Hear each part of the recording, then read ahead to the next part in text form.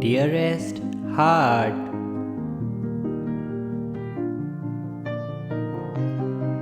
some things you are not letting happen right now because the timing is not perfect for you. Some you are not letting happen because you are very aware of where you are. But all things as they are happening in perfect order.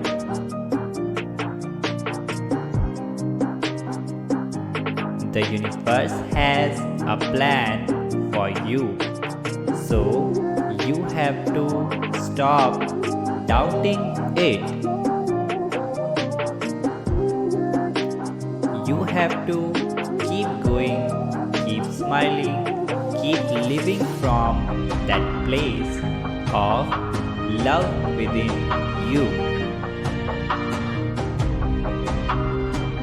Because things are going to get easier and everything will make sense and you will laugh and be so happy, so very grateful that you did not give up.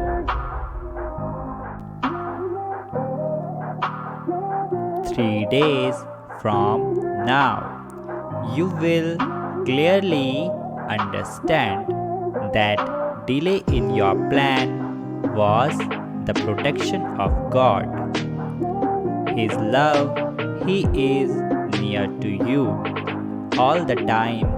He is guiding you here and now.